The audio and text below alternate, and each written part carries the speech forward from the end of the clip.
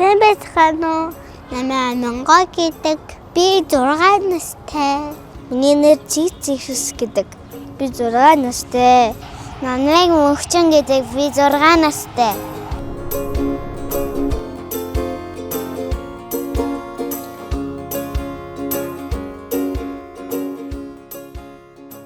Би тамбалаад сайенс багш болохыг мөрөддөг. Ийм ч болох гэдэг.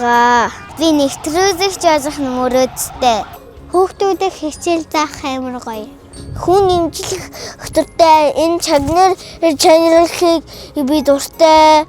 Тэгээ энэ хүмүүдээ имжлэн хөөрхөн царайтай болохоор ээж аав зурагтаар гар хөөрхөн гээд анаа нэвтрүүлэгч болоорой гэсэн. Чибээгүй байгаарэ хүүхдүүдийг одоо гоё хийж нэг багш болов. Хүн өвддгийг хүсгүй. Тэр учраас би имж олно. Хөөрхөн эгчнүүд ордог. Тэгээ би өөрөө хөөрхөн царайтай болохоор орохыг хүссэн. Би сайенсны багш болоо хүүхдүүдийн хичээл зааж үзмээр. Би явж имж олох гэж байгаа. Би одоо хөөрхөн нэвтрүүлэгч ихтэй ууцгаар явж байна.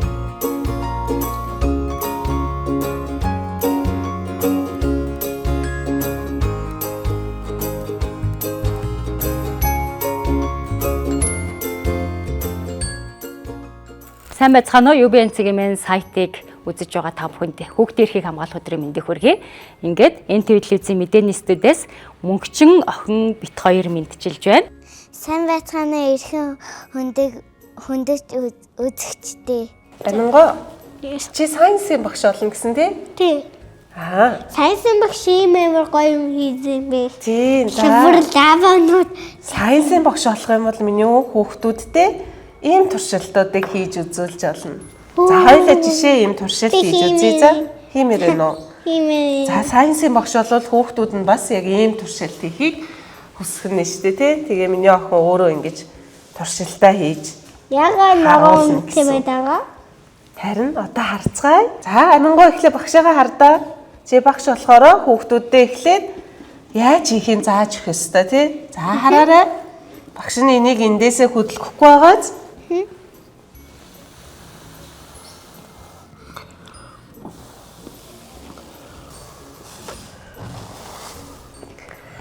ингээд ийм сонирхолтой туршилтуудыг хүүхдүүддээ зааж өгч олно.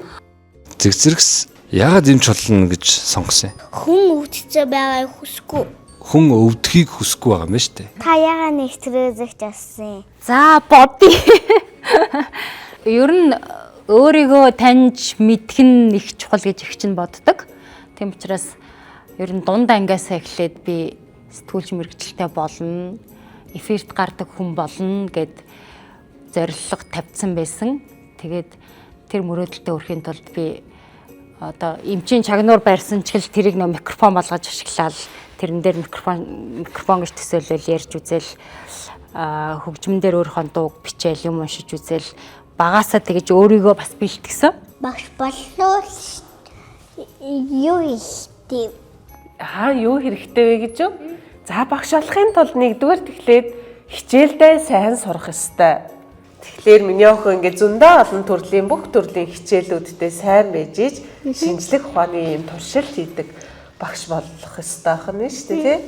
Би эмч болохоор яаж хийх вэ? Имж болохын тулд заавал өндөр мэдлэг чадвартай байх шаардлагагүй.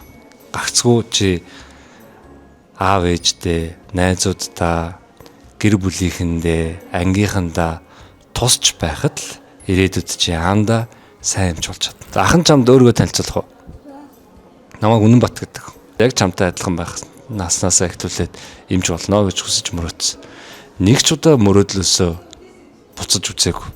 Өөр ямар нэгэн мэрэгжлийн хүн болно гэж ахыхын толгойд ерөөсөө хизээч орж байгаа. Тэгээд 7 наснаасаа хойш явсаар хагаад имж болсон. Яа тань шиг юм нэвтрүүлэгч хүн болох юм. За мэдээ уншдаг хүн болъё гэвэл их хэлээрээ цэвэр сайхан ярьдаг, уншдаг байх нь маш чухал. Тэгэхээр чи мэдээж олон одоо англи хэл, хятад хэл гээд олон орны хэл сурна.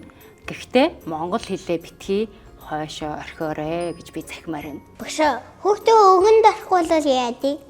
Хүүхдүүд үгэнд орохгүй болов ангид зөндөө олон төрлийн хүүхдүүд байдаг те.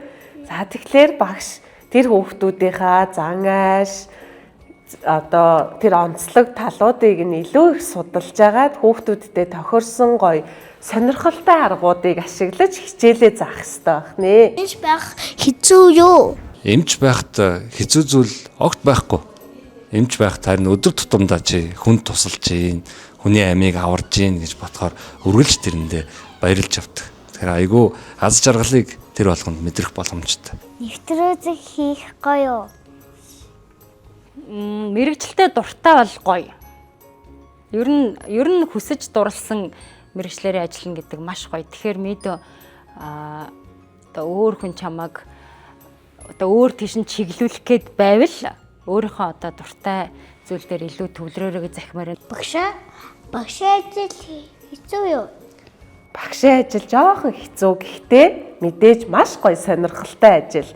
За бяцхан жоохон хүүхдүүдэд маш олон талын мэдлэгийг өгдөг учраас хамгийн гоё сонирхолтой, маш гоё гэгээлэг, маш гоё мэрэгжил гэж багш нь боддог.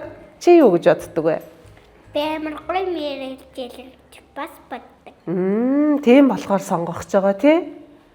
За манай Амингоо маш гоё мэрэгжилтэй болох гэж байгаа юм байна. Багш нь маш их баяртай байна.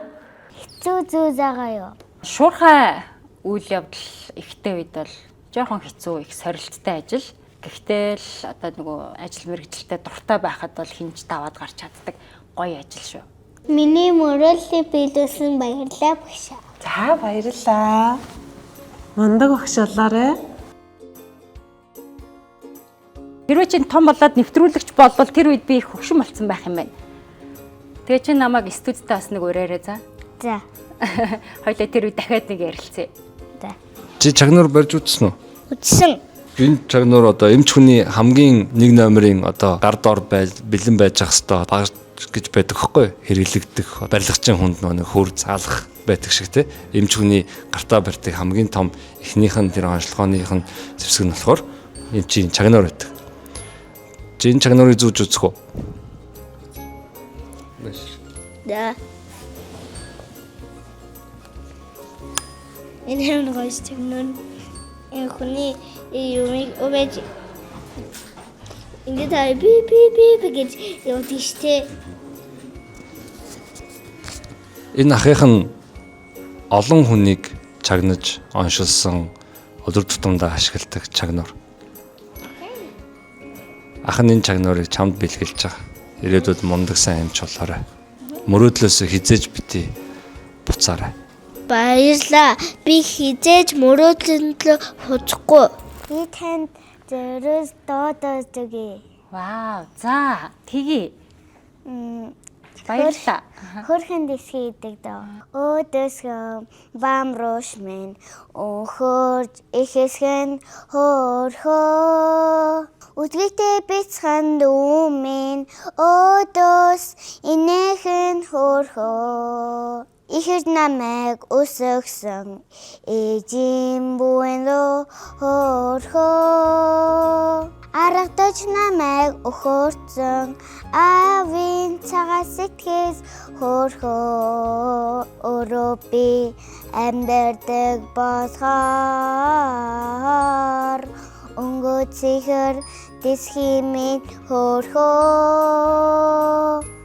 Надад чичсийг өгсөн босхоор